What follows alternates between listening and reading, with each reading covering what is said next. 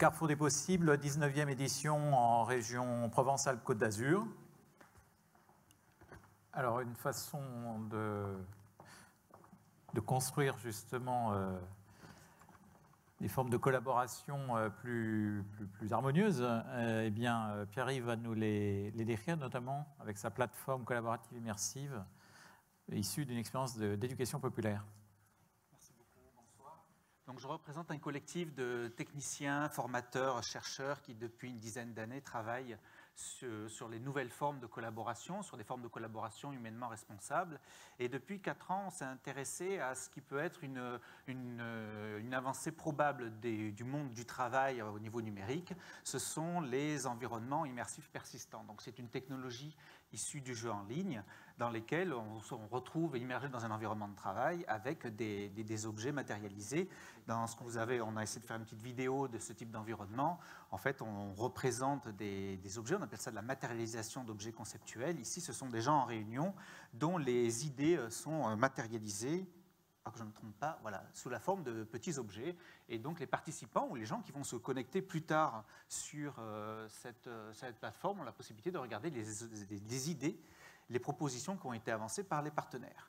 Pour vous donner un exemple concret, on a accompagné cette année une quinzaine d'espaces publics numériques en PACA autour de l'idée de la professionnalisation et de la valorisation des compétences des animateurs de ces structures. Donc, un des premiers outils qu'on a mis en œuvre, j'essaye de rattraper un petit peu le rythme de la vidéo, c'est ce que vous voyez sur la partie droite de l'écran, c'est une carte heuristique. Donc, pour le coup, là, c'est une carte heuristique en 3D où l'ensemble des activités sont posées, sont écrites sous la forme de cubes qui se déclinent ensuite en cartes heuristiques de 2e et de 3e niveau, donc sont posées par les animateurs eux-mêmes et ainsi ils illustrent la richesse des activités qu'ils développent au sein de leurs espaces publics numériques. Une des caractéristiques de ce type d'environnement, c'est de pouvoir poser sur les objets, ici les cubes activités, soit du texte, de l'image ou éventuellement une page internet active. Second outil que nous avons utilisé, on en a parlé un petit peu ce soir, ce sont les arbres de connaissances, donc les matérialisés ici sous la forme de graphes ici. Donc on a travaillé avec la société Ligamen qui exploite aussi la notion d'arbre de connaissances et on a développé et enrichi l'outil sous la forme de graphes en 3 dimensions où les savoirs représentés ici par des petits cubes sont localisés dans des espaces 3D où vous avez 3 axes, des types d'actions, des types de résultats et des types de finalités. Et c'est en fonction de ces données-là que les cubes compétences ou savoirs des animateurs se positionnent naturellement. Ici, chaque couleur correspond à un animateur et chaque petit espace correspond à une structure. Donc ça a permis aux animateurs de venir sur ces espaces donc matérialisés par leur avatar et de regarder où se situait leur savoir par rapport à ceux de leurs camarades. Et d'aller aussi visiter les espaces compétences des structures avec lesquelles ils collaborent sur les territoires.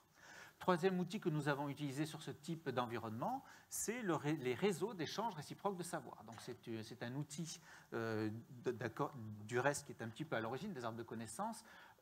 C'est un outil de l'éducation populaire qui a une 40aine d'années et qui s'appuie sur l'idée que chaque savoir a le mérite de pouvoir être partagé avec quelqu'un. Donc les gens sont venus ici, comme on le voit sur ces mêmes topologues, sont venus ici poser des savoirs. Et en fait, quand ils les déposent, ils les offrent à la communauté.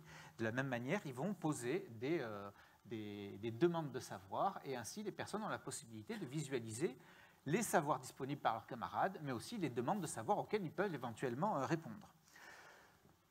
C'est la suite logique de ces bourses d'échange de savoir, donc de ces réseaux d'échange réciproques de savoir, c'est bien sûr que les gens aient la possibilité de se connecter sur ce type d'espace pour échanger à distance. Donc je vous rappelle, il s'agissait d'une expérimentation qui va se poursuivre cette année pour des espaces publics numériques qui, pour le coup, se répartissent sur tout le territoire PACA. Donc ils sont distants, ils sont relativement distants les uns des autres. Et l'idée, c'est de mettre à leur disposition, donc là, j'ai été un petit peu rattrapé par le film, mais des outils d'animation et de pédagogie qui leur permettent effectivement d'organiser des échanges, de visualiser des protocoles et de matérialiser un petit peu des manières de faire.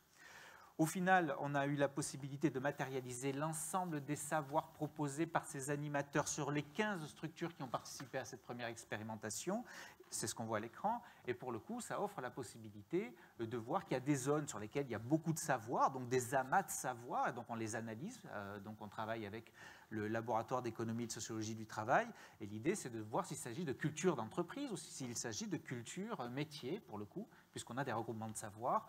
À certains endroits, par contre, on a des savoirs complètement isolés, donc la structure peut s'interroger sur ce que ça signifie en termes de risque, c'est-à-dire ça peut être un savoir complètement stratégique, et pour le coup, si la personne tombe malade ou s'en va, ben la structure perd ce savoir-là, et donc la structure est un petit peu invitée à inviter la personne à échanger ce savoir pour que d'autres personnes en soient dépositaires. Et au contraire, vous avez des espaces où il n'y a aucun savoir, où il n'y a rien, et donc des réflexions sont en cours avec les responsables de ces structures-là sur savoir ce que ça signifie que certains domaines de savoir ne soient pas représentés par les potentiels de compétences qui sont dans leur structure. Donc, c'était un exemple d'utilisation d'un environnement collaboratif immersif, donc dit persistant, et vous avez compris la logique, il s'agit d'intégrer dans ce type d'environnement des outils issus de l'éducation populaire ou de la pédagogie active afin de promouvoir des pratiques de management et de formation humainement responsables, c'est-à-dire beaucoup plus respectueuses des personnes, de leur savoir et de la manière dont ils peuvent se valoriser au sein des collectifs auxquels ils appartiennent. Merci. Merci beaucoup, Philippe. Du coup, qu'est-ce que tu pourrais exiger ou en tout cas avoir envie de développer pour cette application qui est déjà bien avancée? Oui, voilà. Donc là, on a fait un certain nombre d'expérimentations. Donc exiger, on ne peut pas encore trop, mais pour le coup, notre association est sur la promotion de nouvelles formes de management dans les entreprises. Et ce que nous souhaiterions, c'est proposer donc à ces entreprises d'utiliser ces outils de l'éducation populaire et on les a packagés dans des environnements numériques un petit peu qui ont une certaine efficacité. Pour le coup, on cherche à pénétrer donc les entreprises pour leur proposer ce type de démarche, mais c'est relativement compliqué parce qu'on est sur une double innovation. D'abord, celle du 3D numérique immersif, donc qui fait un petit peu bizarre, enfin, je ne sais pas ce que vous avez ressenti. Et la seconde, c'est de réinjecter les pratiques de l'éducation populaire dans des pratiques managériales qui n'en ont pas l'habitude. Pourtant, c'est un petit peu ce qu'on a évoqué tout au long de cette journée. Donc là, ce que nous cherchons, ce sont des partenariats ou des gens qui pourraient nous aider à communiquer plus efficacement en direction de l'entreprise. Merci. Merci.